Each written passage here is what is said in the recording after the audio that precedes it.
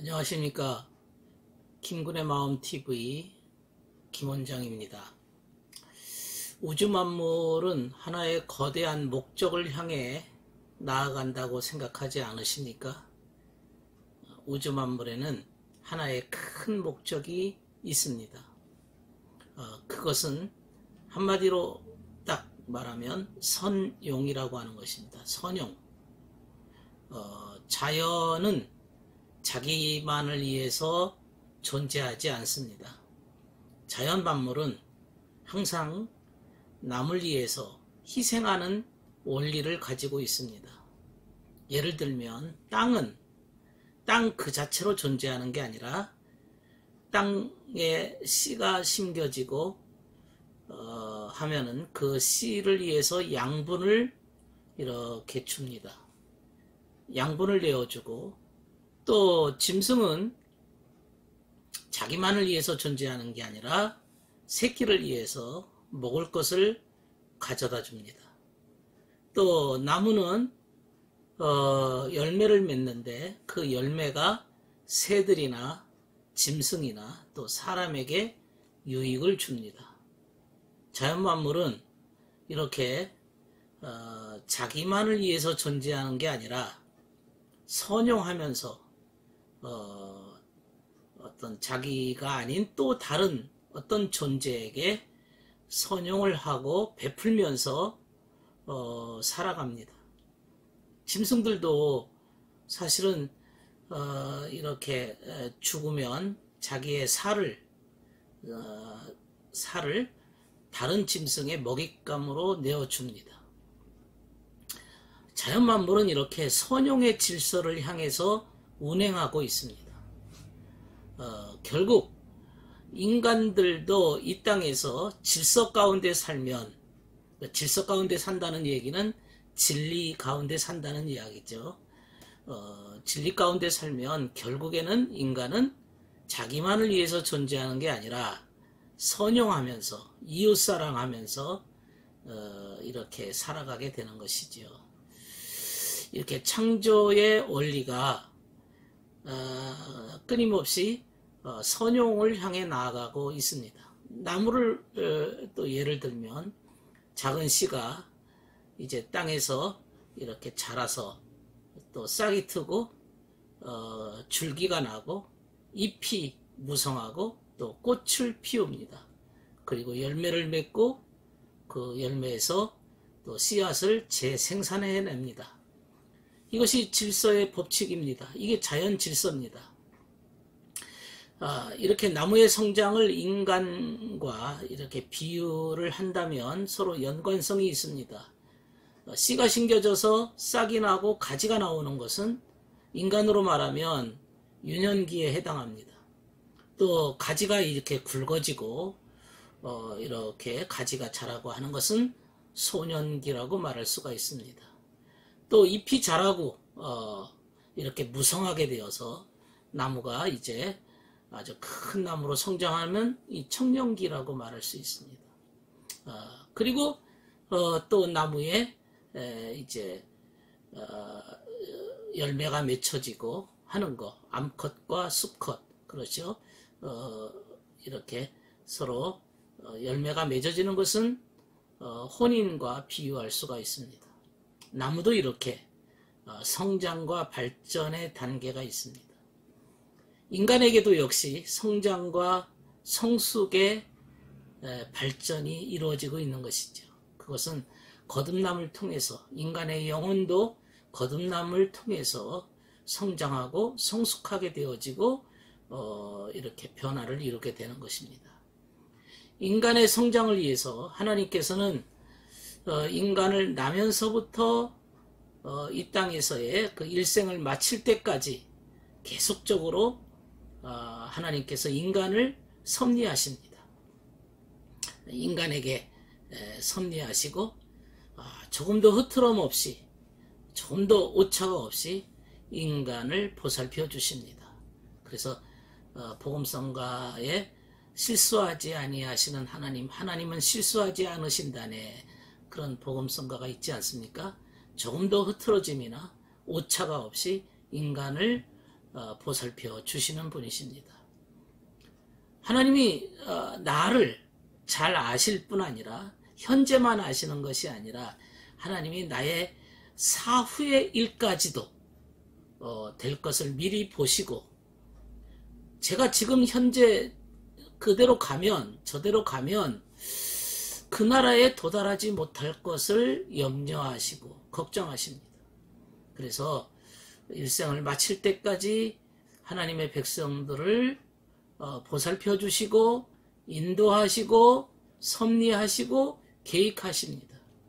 만일 그가 인간이 잘못되어서 악한 짓을 할 경우에도 하나님께서는 그 인간의 악을 버리도록 하시기 위해서, 그 당시에는 허용의 법칙에 의해서 허용하시지만은 그러나 그가 깨닫고 돌아오기를 원하시는 겁니다.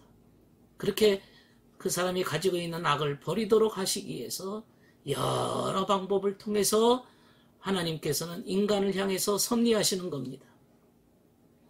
그럼에도 불구하고 깨닫지 못하고 회개하지 않고 돌아오지도 않고 질서와 그 진리 가운데 살지 못하고 계속적으로 악을 행할 경우에는, 죄를 지을 경우에는 하나님도 어쩔 수가 없는 것입니다. 왜? 인간의 자유의지를 빼앗지 않기 때문에 그가 선한 길로 돌아오기를 주님께서는 섭리하시지만 그가 구원을 원치 아니하고 선을 원치 아니하고 악을 계속적으로 행한다면 강제로 그를 선한 길로 돌아오게 할 수는 없는 것입니다. 어떤 사람은 자신은 막 하나님이 강제로 이끌었다고 말하기도 하는데 하나님은 강제하시는 분이 아니십니다.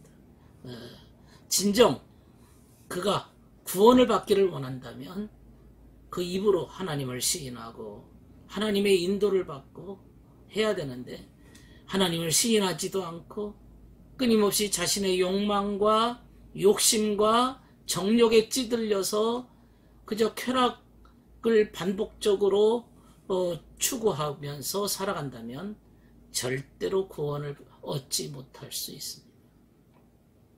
그러나 선한 자인 경우에는 하나님의 섭리라는 것은 물이 높은 곳에서 낮은 곳으로 흐르듯이 모든 매사가 합력해서 선으로 인도하십니다. 이런 관점에서 보면 하나님께서는 하나님의 그 선한 자에게는 하나님께서 그의 자유의지를 허용하시면서 인도하십니다. 그렇게 해서 천국까지 이끌어 나가십니다. 그러나 악한 자는 하나님은 허용하시지만은 그러나 철회하십니다. 인도하시는 게 아니라 하나님이 내버려 두시는 겁니다. 하나님이 내버린 겁니다. 철회. 그러니까 허용과 철회, 하나님의 허용과 철회로 그들의 미래가 결정될 수밖에 없습니다. 악한 자의 모습이지요. 선한 자는 하나님의 허용과 인도하심으로 그의 사후가 예비가 되는 것입니다. 하나님이 인간의 미래를 이렇게 내다보시고 예비하지 않으신다면, 하나님이 나의 그 미래를 아시지 않는다면, 하나님이 나의 미래를 내다보시지 않는다면 내가 가야 될 그 사후의 천국과 지옥은 매우 불투명해질 수밖에 없죠. 어디로 가는 거야? 하나님이 나의 미래를 계획하시지 않았는데 내가 하나님을 믿고 진리 가운데 살고 하나님 뜻대로 살면서 십자가의 삶을 살면서 어디로 갈지도 하나님도 모른다면 얼마나 불투명해지겠습니까? 얼마나 내게 혼란이 오겠습니까? 그러나 하나님은 나의 미래를 내다보시고 제가 지금 저렇게 살다가는 저 천국에 오지 못할 수도 있어. 그러면 나를 깨닫게 하시려고 때로는 여러 가지 시험과 환난의 과정을 이렇게 허용하시기도 하시는 거죠. 그렇기 때문에 우리들의 미래는 사실은 곧 현재입니다. 그리고 현재는 곧 또 영원의 세계와 연결됩니다.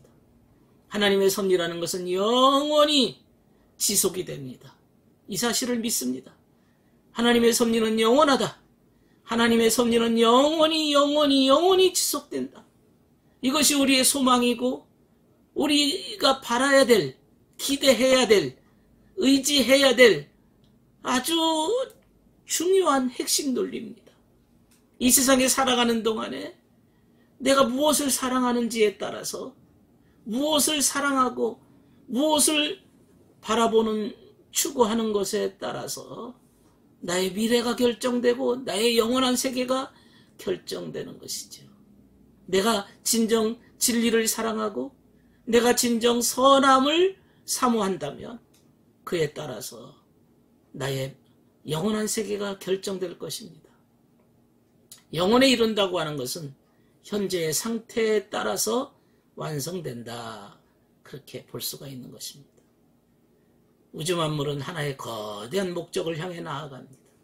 나도 역시 그 우주 만물의 한 일부분이 되어서 주님께서 인도하시는 그 섭리에 따라서, 주님의 인도하시는 섭리에 따라서 나아가는 것입니다. 이것이 나의 이 땅에서 사는 동안의 희망이고 나의 바라는 바 가장 최고의 축복입니다.